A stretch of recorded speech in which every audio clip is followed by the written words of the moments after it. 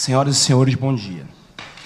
Bom, eu vou pedir licença para ler, tá? Porque como é uma palestra que tem alguns argumentos técnicos, é melhor, como eu não preparei uma apresentação, eu prefiro me organizar aqui na minha leitura. Antes de iniciar a discussão do orçamento de 2018, precisamos lembrar que o descumprimento das LOAs de 2015, com aproximadamente 90 milhões de restos a pagar, de 2016, em torno de 350 milhões de restos a pagar, e o acumulado de atrasos nos pagamentos em 2017, estão causando um dano irreparável ao UERJ, patrimônio da população desse Estado. Esses atrasos, que inicialmente atacaram os funcionários terceirizados e a Bolsa dos Estudantes, hoje é um fantasma na vida de todos os servidores da UERJ e os demais universidades do Estado. E eu pergunto aos senhores, qual será a desculpa agora para mais um atraso? Não há mais arrestos do governo federal. Congelamos o pagamento da dívida. Onde está o dinheiro arrecadado ao longo de agosto e setembro? Lembrando que os atrasos foram pagos com a venda da Folha para o Bradesco. Apesar dessa comissão estar sempre sensível aos nossos problemas, esta casa, ao aprovar as contas de 2016 deste governo, deu um cheque em branco para o Executivo, agir como bem entender nas funções de saúde e educação do Rio. Todos nós sabemos o que está no cenário futuro, qual é a nossa conjuntura. A meta já foi estabelecida pelo Ministério da Fazenda, desobrigar o governo estadual a oferecer ensino superior. Basta olhar o relatório que saiu do Ministério da Fazenda no momento do acordo. Esta casa será cúmplice do desmonte de uma das maiores e mais importantes universidades deste país? Deixo a pergunta para vocês. Basta comparar o investimento na UERJ com outras despesas do governo, aí eu convido vocês a darem uma olhada no primeiro gráfico, onde eu destaco só algumas que são mais gritantes. Tá? Basta comparar o investimento na UERJ com outras despesas de governo, que vocês verão que somos um bom lugar para se utilizar o fundo público. Eu queria chamar a atenção nesse gráfico, deputados, senhores, para o gasto em segurança pública do ano de 2015. Eu usei como referência no 2015, porque o ano de 2016 já veio muito atropelado pela crise, né? O gasto de segurança pública hoje morde uma fatia grande da despesa. Como a gente está em déficit, se você comparar com a receita, ela morde quase 1/5 da receita do Rio de Janeiro. Uma política de segurança falida. Queria chamar a atenção para o gasto em transporte em 2015. O gasto de transporte em 2015, ele mordeu em torno de 5,5 bilhões, sendo que desses 5,5 bilhões, 3,3 bilhões foi para a linha 4 do metrô, entre outras obras que estão aí sob suspeita de corrupção. Se você comparar, eu não fiz o gráfico, mas eu tenho depois, se você comparar o crescimento do gasto na rubrica de transporte de 2008 a 2015, para pegar o recorte só do governo Cabral-Pezão, o aumento foi de 500% nessa rubrica. O aumento em segurança pública, se a gente comparar até 2016, porque mesmo na crise, segurança pública aumentou, mesmo na crise, o gasto de segurança pública aumentou, o aumento em 9 anos foi de 82% nessa rubrica. Sabe o quanto que aumentou nominal na rubrica, na função educação? Nada. Assistência social, negativo. E aí eu queria chamar a atenção também para o pagamento da dívida. Nesse período, os gastos de despesa do governo com o pagamento da dívida aumentaram em torno de 114% no período de 8 anos. Eu ainda não peguei 2016. Peguei até 2015. Então, além dos problemas de corrupção, essa casa tem que começar a fazer um debate quais são as prioridades deste Estado. Então, esse é o convite que eu faço, e é simples, basta pegar os relatórios de auditoria ou do próprio Secretaria de Fazenda ou do TCE, que os números estão lá. Bom, nesse cenário, eu pergunto, né, se a gente está num cenário cuja conjuntura é a extinção do ensino superior no Estado do Rio de Janeiro, público, e que a gente tem escândalos de corrupção, mau uso do dinheiro público, eu pergunto, como nós vamos interromper esse processo de destruição do ensino superior? Né? E se a gente for olhar com mais cuidado e ampliar para a educação de modo geral, a gente vai ver que os ataques também estão por lá, com o fechamento de várias escolas. Vou sugerir algumas possibilidades. Possibilidade 1, denunciar o governador e seu secretário de Fazenda por improbidade administrativa. Os poderes legislativo e judiciário, assumindo seu papel fiscalizador do poder executivo, deveriam assumir esta ação. Ao não repassar as dotações orçamentárias das universidades aprovadas na LOA, colocam em risco o funcionamento da instituição e a segurança alimentar dos seus servidores e funcionários terceirizados. O Executivo está violando o artigo 207 da Constituição Federal e o artigo 309 da Constituição do Estado do Rio de Janeiro, que consagram a autonomia financeira e orçamentária da UERJ.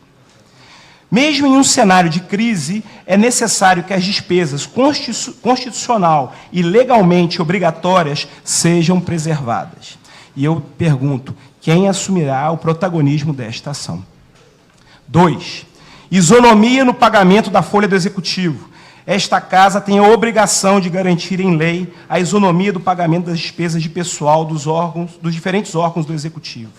A UERJ está sempre no final da fila de pagamentos, criando um cenário de insegurança geral entre seus servidores. Chegamos a acumular 4 meses sem salário. E agora, mesmo depois da venda da folha para o Bradesco e da assinatura do acordo de recuperação fiscal do Rio com o governo federal, estamos novamente sem salários. Como vocês imaginam que está a nossa vida financeira? Moramos em uma das cidades mais caras do Brasil. Estamos falando de vidas humanas que já se encontram no limite do seu endividamento. E pergunto novamente, qual será a desculpa para mais este atraso? Até quando viveremos este inferno? 3. Destravamento imediato das promoções, progressões, adesão ao regime de DE, posse de concursados e concursos para suprir as vacâncias, aposentadorias e morte.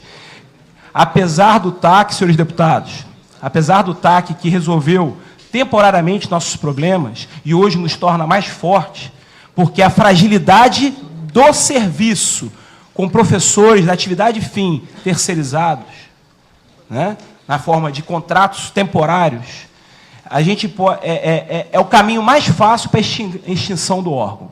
Basta observar o que está acontecendo na Bilmanguinhos, na Fiocruz, de modo geral, nos hospitais federais, quando os contratos não são renovados. Equipes inteiras são desmobilizadas. Qual é a consequência disso para a educação e para o ensino superior? Onde você precisa de anos a formar equipes, né? Então, a gente tem um cenário de aproximadamente 450 professores em condição de aposentadoria. Ou seja, tudo que o TAC solucionou, as aposentadorias nos próximos anos, no período de crise, o fantasma pode voltar. Então, a gente tem em lei garantido que vacâncias, mesmo no cenário das leis de responsabilidade do Estado e das novas leis impostas pela crise, a gente tem garantida a concursos, no caso de vacâncias, aposentadorias e morte. É fundamental que esta comissão acompanhe de perto para que essa obrigação legal seja cumprida pelo governo do Estado. A LERJ, novamente, utilizando suas atribuições de fiscalizar o Poder Executivo, precisa garantir o cumprimento imediato da Lei 7.423, de 2016, que altera o nosso plano de carreira docente, e garantir o destravamento imediato do sistema SIGA-RH para a UERJ. Novamente, o governador e seu secretário de Fazenda deveriam ser denunciados por improbidade administrativa, por não estarem cumprindo uma lei ordinária aprovada nesta Casa, com apoio maciço dos deputados que aqui se encontram. E eu pergunto novamente, senhores, quem assumirá o protagonismo desta ação? Se deixarmos o gestor financeiro assumir sozinho a tomada de decisão, certamente estaremos comprometendo o planejamento futuro do Estado. Desmobilizar as equipes e os laboratórios formados ao longo de anos na UERJ é, no mínimo, um erro estratégico. O Estado do Rio possui uma política de segurança caríssima e fracassada. Gráfico 2, que é a evolução dos últimos 9 anos do gasto em segurança pública, e aumentando, mesmo em época de crise. Qual a melhor ferramenta que o Rio dispõe para pensar alternativas para a segurança do Estado? Iremos abrir mão dos saberes acumulados? A solução para a segurança pública é mais investimento no campo social. Isso já está claro para o cenário carioca desde a década de 70. O sistema de saúde, por OS, está encarecendo significativamente a função saúde, sem retorno na qualidade do serviço, gráfico 3. Então, é uma falácia dizer que a UERJ vai baratear o serviço de saúde. A UERJ pode ajudar a buscar alternativas. Em educação, somos nota máxima da CAPES. Somos referências em políticas sociais, políticas públicas, terceira idade, meio ambiente, engenharia sanitária, entre outras áreas tão sensíveis em um Estado tão carente. Mesmo na crise, a UERJ melhorou a avaliação média dos seus programas de pós-graduação, na última avaliação da CAPES. Foi a única grande universidade a não descredenciar nenhum programa de pós-graduação, com mais de 4 anos com a LOA sendo descumprida, com a FAPERJ não repassando os seus... Professor Rodrigo, só lembrando o limite do nosso tempo. Não, estou terminando, estou concluindo. O impacto socioeconômico da UERJ é incalculável. Esse crescimento meteórico da UERJ, que em 20 anos passou de um colégio de ensino superior para uma das melhores universidades do país, se deve ao esforço de sua comunidade, que até 2015 viu sua carreira relativamente organizada. O PCD e o regime de trabalho de dedicação exclusiva foram estruturantes nesse processo. 3. O governo precisa ser sensível ao desejo desta casa e garantir definitivamente a DE no regime de trabalho, inserida no vencimento base. Esta é a única maneira de garantirmos a DE na aposentadoria, pois esgotamos todas as outras alternativas no âmbito administrativo. Esta comissão precisa acompanhar o que está acontecendo no GT da DE. É uma sugestão importante. Colocando esse cenário e essas alternativas, convido os senhores a analisar a tabela que eu deixei com os senhores. É o resumo da tabela do orçamento previsto para 2018, retirada da proposta orçamentária enviada pela UERJ. Quero chamar a atenção para a linha L1, pessoal e encargos. A primeira coluna é o limite imposto pelo governo. A segunda coluna é a projeção de despesa calculada pela divisão de planejamento da universidade. Repara que, de cara, a gente já tem um déficit de aproximadamente 88 milhões. Que déficit é esse? Esse déficit é a previsão de passar o patronal de 22% para 28%. Ou seja, se o limite for obedecido, se a gente não tiver um aumento nessa rubrica e o Estado mudar a contribuição previdenciária, a gente não vai ter CND nunca mais na vida. Cabe destacar também que, nesse limite orçamentário, está previsto só um crescimento vegetativo de 5% na rubrica de pessoal. Ou seja, não está previsto aqui, na verba de pessoal, qualquer ganho político que a gente consiga no destravamento da lei. Quer dizer, se o governo respeitar a lei, não temos previsto aqui, nessa previsão orçamentária, o impacto orçamentário da lei aprovada no passado. Se a gente incorporar a DE no vencimento base, novamente, não vamos ter previsão orçamentária. Então, a gente precisa de previsão orçamentária na lei ordinária, né, na lei orçamentária anual, para que essas conquistas que estão em vias de ser implementadas, né, estejam previstas. Muito bem. Além disso, eu queria chamar a atenção para um déficit de 9 milhões nos recursos do FES. Os recursos do FES são fundamentalmente para o UPI. O que significa para um hospital já tão combalido com o não pagamento das LOAs, você já retirar de cara 9 milhões da rubrica que vai para o hospital universitário? Senhor Rodrigo, vou lhe dar mais 1 minuto, tá bom? Por gentileza. Tá ótimo.